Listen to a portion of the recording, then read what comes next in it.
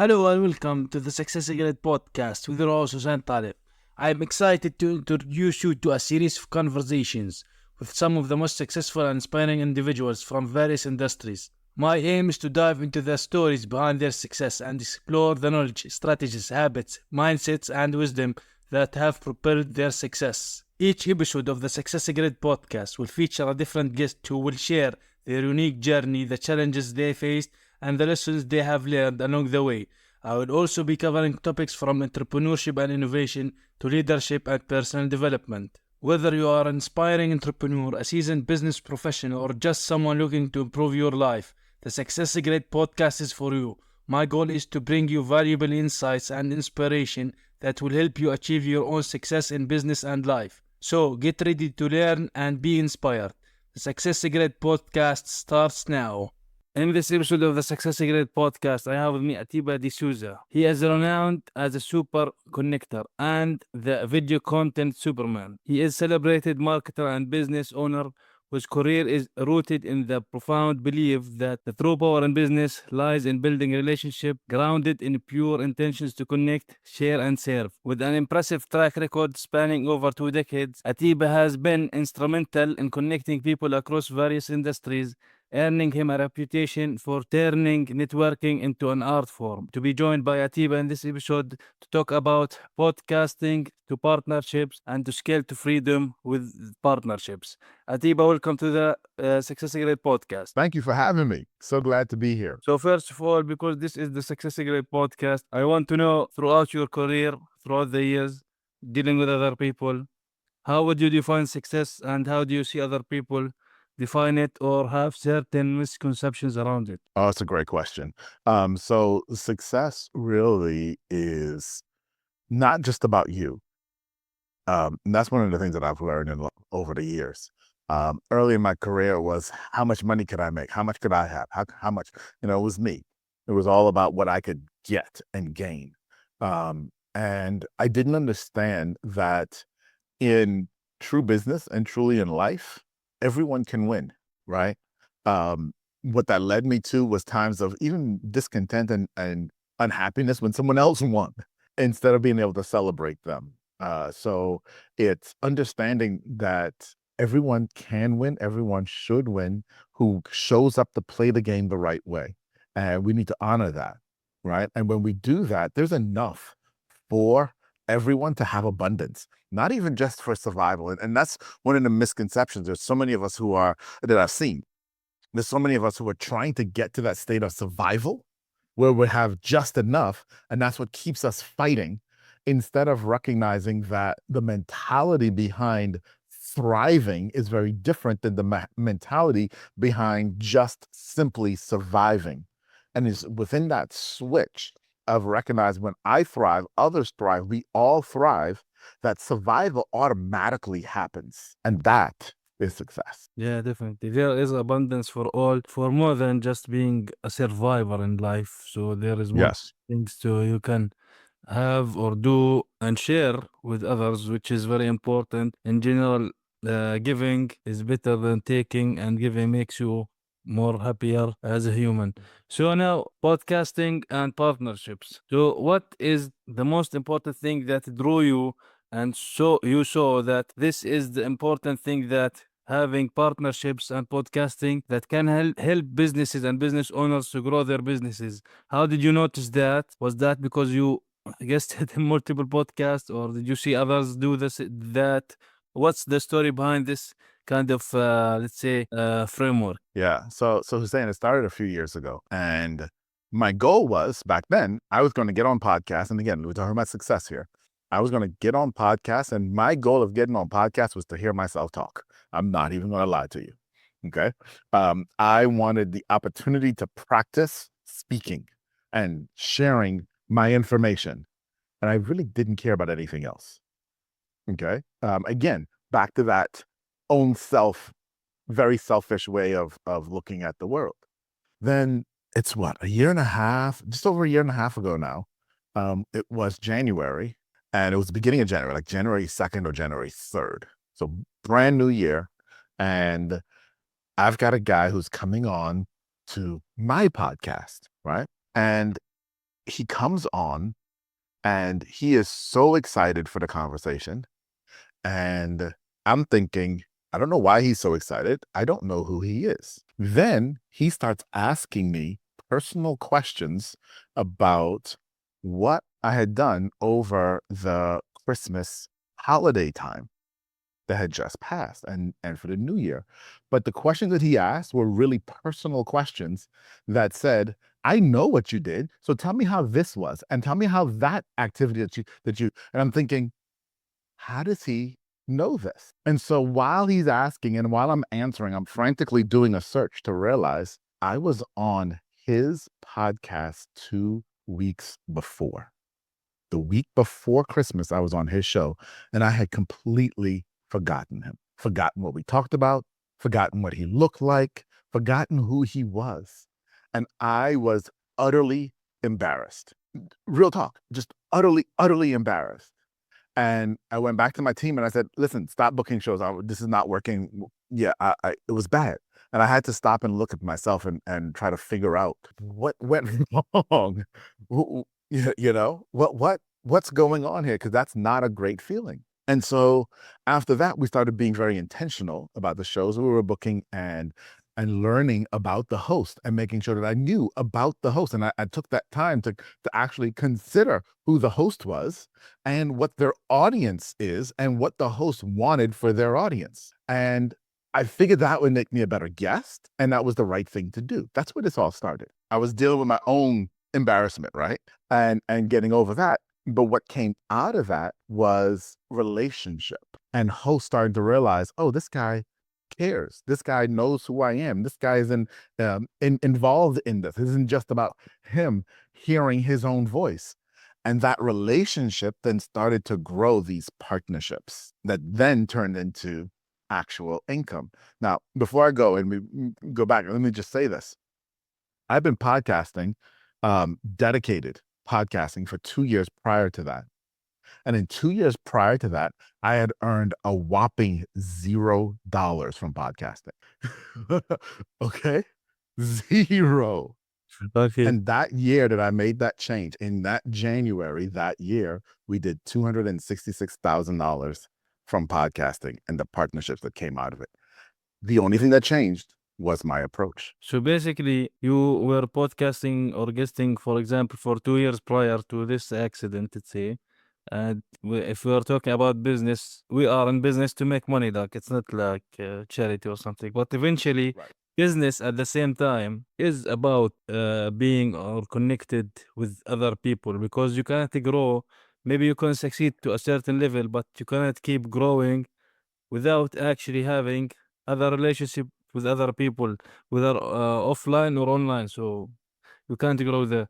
So now, is there a certain framework that you work with to actually know that this is the podcast for you and it will benefit you and the other side? Talk about prior that 0, and then you talk about 266K. So there's a huge difference. There's a huge gap. Like it's 180 degrees. So can you give us the overview of this framework? Yeah, absolutely. So let me share with you the commonalities between 0 and 266, right?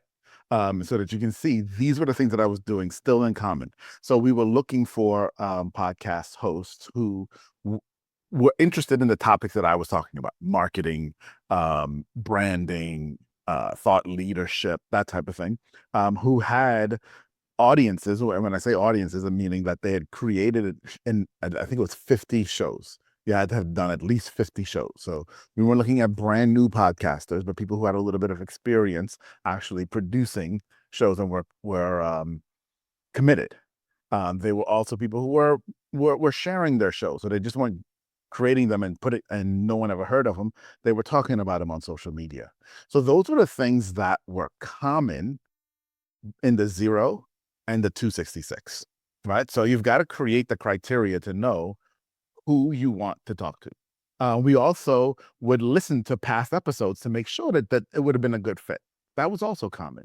What changed was now doing a deep dive into the past episodes and getting an understanding of the types of questions that the host asks to know what type of responses they want. So, for example, I did a show just yesterday, and I knew going in that this host, he is all about strategy.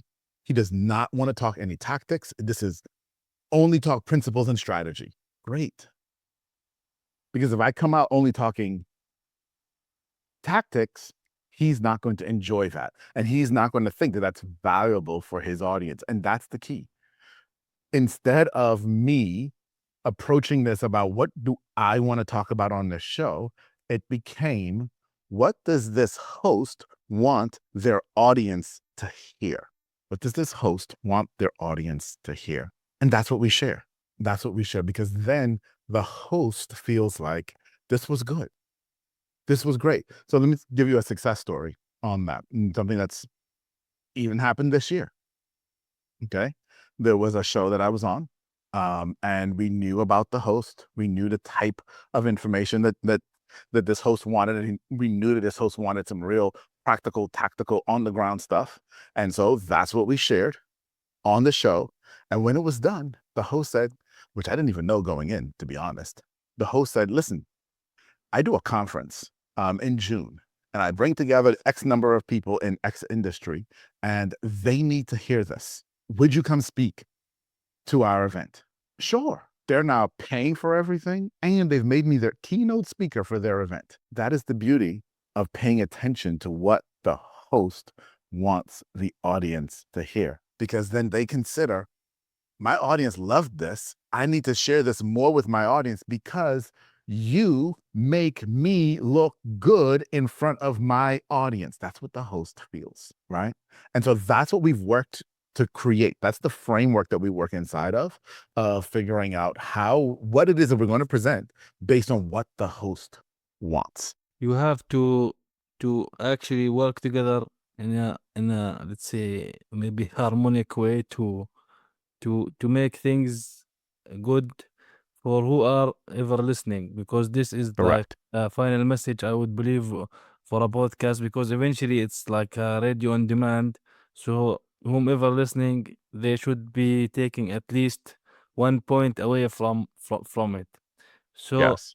yeah, exactly. So now, what can we talk quickly about the money side of podcasting? Because a lot of people, when say profiting from podcasting, some people like don't know exactly how to do that, because of course we know there is collaboration. You mentioned there a conference. I hosted summits myself, other than like doing the podcast itself.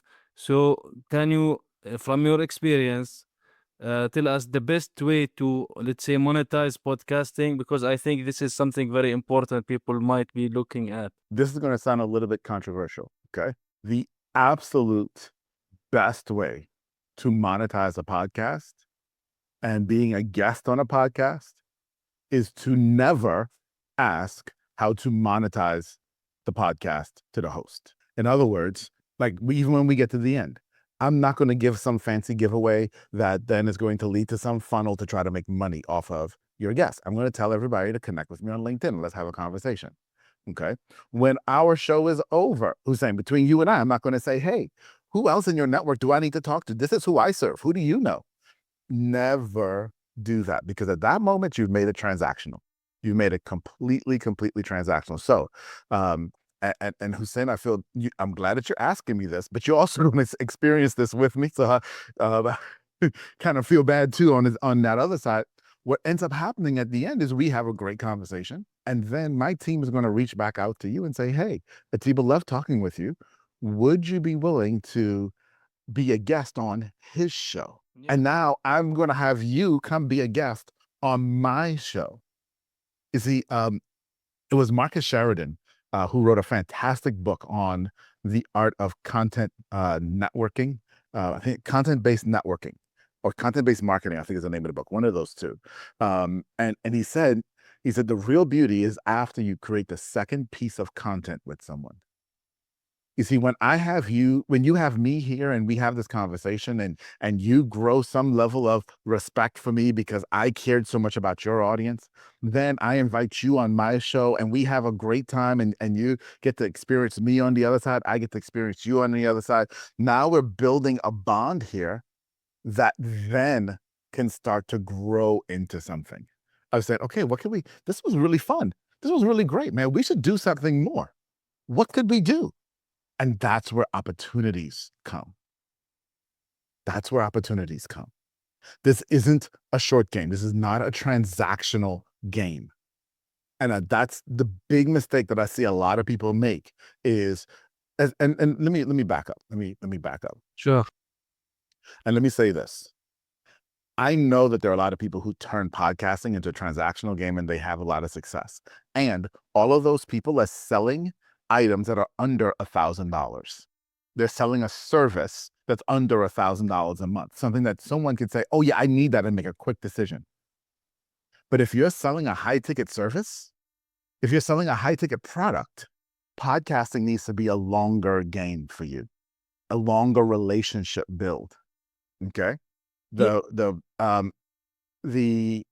people who are having me come in to do their keynote next month, I was on their podcast 6 months ago. Yeah. It's a longer relationship, Yeah. and that's okay. Yeah, definitely. Like you mentioned, you're talking about a very important topic here. Like you want to keep the relationship building with whomever, because turn it to like you mentioned, transactional fee. I am here just to sell you something that your product, I'm sure, would be good or great, but it's also great to start from the relationship side of things, because that, like you mentioned, is about the long term, not just the short term. I get a sale and that's it. You will get probably more client for life or a longer term than just let's say a short period of time for a quick Yes. buck, which is very Yes. important, because eventually the way I see it, how I would see business now after talking to multiple guests and people, to me business is three things, like skills and passions to solve problems. The second is having relationships, whether it's who you know and who knows you. And the third is serving and adding value to people. And you do that in multiple ways. But the main way is to sell. And there are multiple ways to sell, of course. One of them is like you did first of all, to connect, which was back to point number two, having connections, who you know and who knows you. So that's very important to realize, especially nowadays.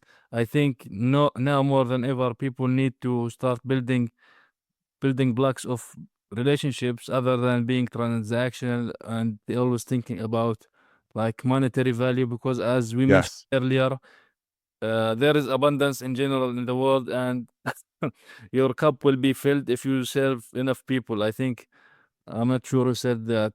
If you serve enough people, you will get what you want. So Yes. very important.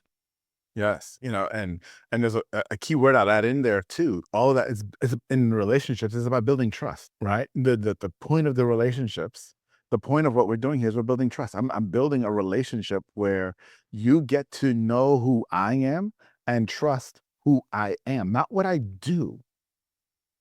And that's the thing. When it becomes transactional, it's all about what you can do.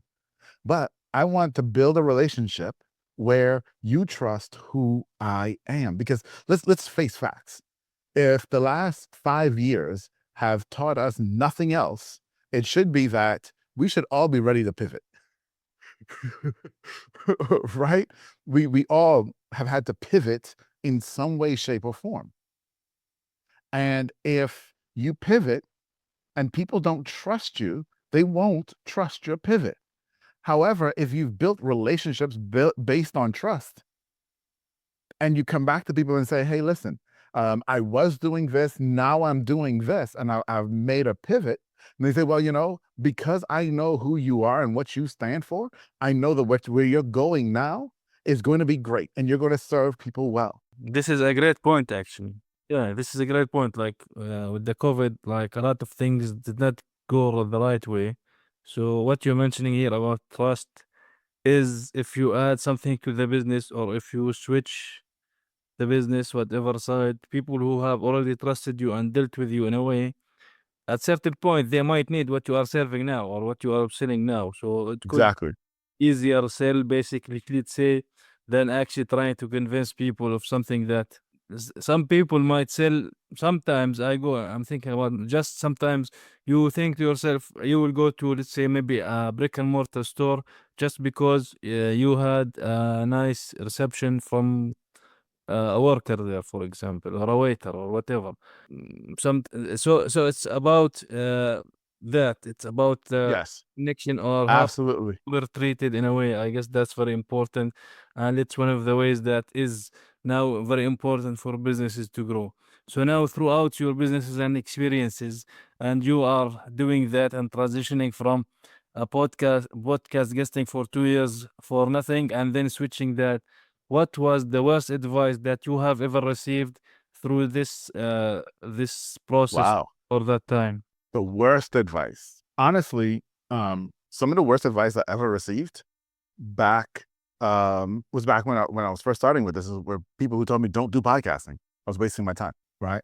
And honestly, for a couple of years there, when there was zero return on investment, so to speak, it kind of did feel like I was wasting my time. Even though I was doing it for selfish reasons of hearing myself speak and practicing my voice. And so I figured, well, I am getting that done, so it's not a total waste. But it did feel that way.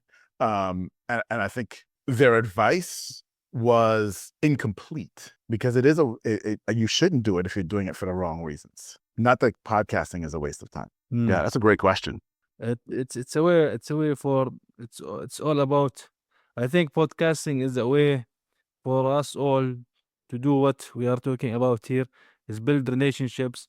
And I do think that, for example, there are, I would say, general relationships, and there are could be more aligned Mhm. relationships. So if you agree with that, like there are two people who could work better, and but in general you kind of need more generalized relationships. So not everyone could work 100% with everyone, but it's good to have that kind of partnership or relationship in business, which is uh, at the end of the day, it could be about the long term of things. We could work together again in 3 months, 6 months, a year. So that's a good options to have. And you mentioned opportunities, and this is how our opportunities are created Yes, between people. Like opportunities are created between people. So this is a good thing to have. Uh, yes, agreed. Definitely. So, yeah, Atiba, as you actually kind of answered it before, but where can people learn more about you and get in touch with you? Ah, yes. So, Jose, again, thank you for having me on the show today. I really appreciate it. And audience, we've probably opened up more questions for you than we actually answered today, which I totally understand as well. And I would love to chat with you some more. So please go to meetatiba.com. That's meet, ATI, B as in boy, A.com. That's my first name. That's going to take you directly to my LinkedIn. When you get there, don't hit the follow button, hit the connect button. Go to more and connect. Send me a message. Tell me you saw me here on Success Grid. Let's connect one-on-one, person to person. I would love to have an opportunity to chat with you. Well, thank you very much, Atiba, for being with me on this episode of the podcast. Really insightful stuff and very important for, I guess, me first, I guess. So thank you very Yeah. much. Thank you, my friend.